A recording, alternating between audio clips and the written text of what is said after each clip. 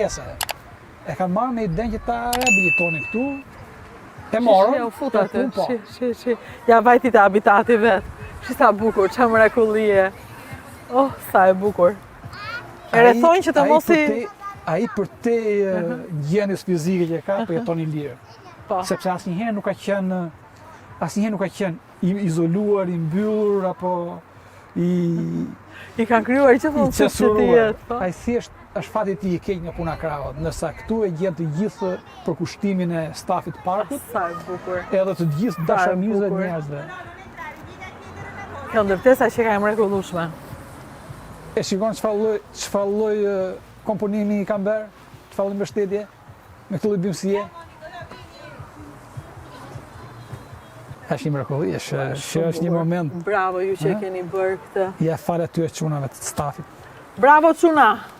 Ju lumt. Në udhëheqjen e drejtorit. Ju lumt juve, ju lumt drejtorit, ju lumt gjithëve që e kanë bërë këtë gjë. Divjaka çuna është një mrekulli dhe edhe ti mësua mua, jo Korça, jo Gjirokastra, jo po do ndryshosh se s'bën diç. Jo. Këtë tani mos u habisni fare kur unë të ngelem në Divjak këtë verë. Vetëm të promovoj Divjakën me gjithë dashurinë. Ka me meriton pafund. Tani vemi edhe një herë te kulla? Po, ne shkojmë edhe atje.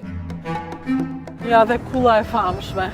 Që e kanë sharë pa fund, po në fakt është e dobishme. Jo është e dobishme, por është një ndër investimet më të domosdoshme të parkut dhe një ndër pikat më atraktive që të heq më shumë vëmendje për gjithë vizitorët. Vinë të gjithë këtu, duan të ngjiten. Fal një arkitekt i idealit të Divjakës që ka projektuar dhe ka realizuar shumë vepra në Divjak. Sigurisht Si quhet djali? Sigurisht në investimin e ndihmën e qeverisë, kuptohet, në bashkisë. Si quhet arkitekti? Llazar Brodo. Dua ta përmend edhe krenova me atë djalë. Bravo.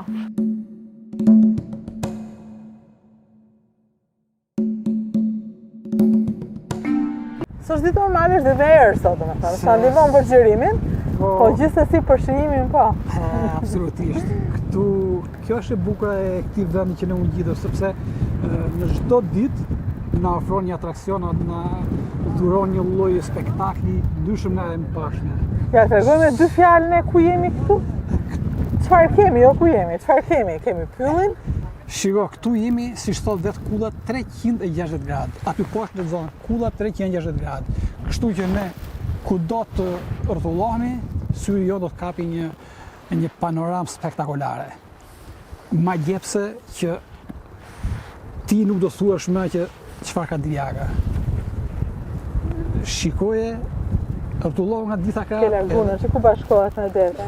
Atje është lumi Shkumbin, janë krijuar lagunat e reja. Gjithë fusha aty është me shpend plot. Diku aty është përqendrimi më i madh, kolonia më e madhe e shpendëve që ka Shqipëria, me një shumëllëshmëri shpendësh dhe me një shumëllëshmëri folesh. Ka pjesën e vet të interesimit. Vazhdoni pa problem, ne jemi për punë, po dhe ju. Vazhdoni, jemi. Ma ti dhe na dëgjoni, se shpjegim më të mirë nuk ka. Tu je kam kolega Altinin. Okej. Ju falenderoj, por nuk do ta kaloj kaq. Do ikim që ju ta shihoni. E jeni pa merak fare. Këtu vim për foton, patjetër, këtu është fotoja finale. Shiko, kjo është një ndër fotot finale, po jo, sepse ku mbaron, e disi themun të gjithë vizitorëve që marrën me vete, në momentin që sapo ndalon autobusi dhe bëjnë prezantimin, përshëndetjen, fillojnë dalin telefonat nga xhepi dhe bëjnë foto. I them, si jeni, si shkoni, përshëndetje, futi telefonin në xhep, ruani fotografitë, ruani baterinë e telefonit. Ruani baterinë e telefonit është shumë e rëndësishme. Ruaj baterinë në Divjak, ruaj baterinë e telefonit. Për shembull, ne tani, duke sigur mbaroj. Sa filloi? Ne tani do ikim te Flamingot. Te Flamingot. E dim ku janë apo do kërkojmë? I dim ku jam. Kështu që shkoni me njerëz të dur që ta dini ku po shkoni, si ne tani. Unë s'dua të humbim kohë këtu sepse dhe era nuk po na lejon, edhe Flamingot po na presin. Me vrap te Flamingot, po ndiq. Do t'i kërkojmë, do t'i jep atjes, ato po na presin, por ndodhemi në një shteg që këtu është luajtur një ndër filmat e bukur të televizionit shqiptar, Pylli i Liris. Pylli i Liris? Është Divjak. Po, Vlashi i famshëm, personazhi i luajtur nga Alfred Balloti që dhe prej asaj periudhe edhe sot e kësaj dite ai nuk ndahet nga Divjaka si i madhi Kadri Rashi. Shoku ndodhemi. Ajo pisha aty, ka një fragment në filmin, kur fillon filmi, Lashi, personazhi zgjohet nga gjumi dhe shikon avionat italianë që na vinë edhe duke larguar këtë pishën me dorë, sepse ky ujë këtu nuk ka qenë.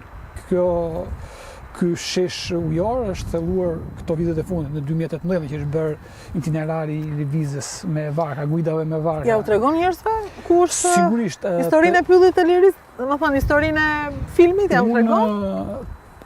Sa është film i bukur, është film i bukur. Shumë i bukur. Muzika, i kali. Ai kali këtu nëpër këto ujëra, nëpër këto strugat, që i themi ne struga, këto ujërat që ne i kaluam dhe andej, janë prekur nga ai. Tjetër më tipik? Ka dhe vende tjera më tipik që ne do të shkojmë pak më vonë. Është një moment i fillimit të atij filmi ose ajo kisha e famshme që fillon bien kamar, që prezantohet filmi pastaj i gjithë. Është kisha? Është kisha ekzistuese edhe ja tregoj të gjithë vizitorëve, unë ja tregoj me pasion sepse e kam përjetuar këtë fragment. Por realisht ai është dokument që e gjeni për dokumentarët e filmit shqiptar. Edhe është gjithmonë nostalgjik. Ja, është Kështu që kemi. Do vazhdojmë drejt shkruajtë para minutë. Okej.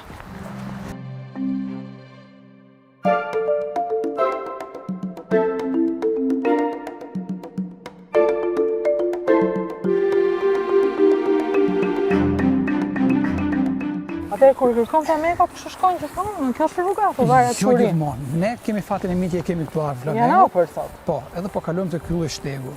Po midis historisë po tregoj që këto pisha e kam mbjellur përsëri unë me gjithë bashkëshortet time, edhe të gjitha pishat janë të dedikuara shokëve të dashurve tanë, miqve tanë, edhe ata i kanë pishat këtu. Kur do që të rriten edhe të vinë të shikojnë. Bravo. Po vini shikoj? Po patjetër.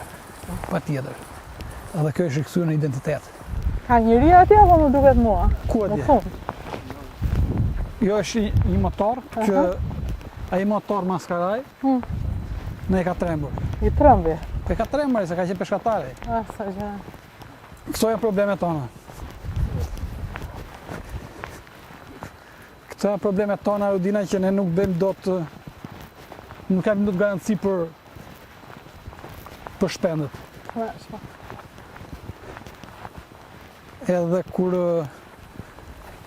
marr përsipër fotografimin e shpendeve, unë kam shumë vështirë, por deri më sot i kam realizuar 100% gjërat. Vetëm me Nogaçës nuk e kam plotësuar. Se çfarë dojmë? Nëse ke luksin ta ngasmosh, ti thuash më tha Altini që vetëm ti nuk bën për Divjak. Sepse ke qimin e derrit, them atë. Rudin, po jam se larg. Tani me dorë, nëse ti kapën me dorë ata, shikon? Unë them pozicionohemi aty, edhe bëjmë një vëzhgim të flamingove, të shpendëve që pa mund shikojmë. Shikojmë në distancë me dyldi. Por moti nuk është përshtatshëm, Pse? Kjo era krijon valzim në ujë dhe na e thyn pamjen atë pasurimin e duhur. Megjithatë, flamingo po na shoqërojnë, shikoj sa qeta. Sa të mrekullueshme. Edhe kush nuk do ta lindë mendjen mbas tyre. Shikoj me të vërtetë sa bukur, si po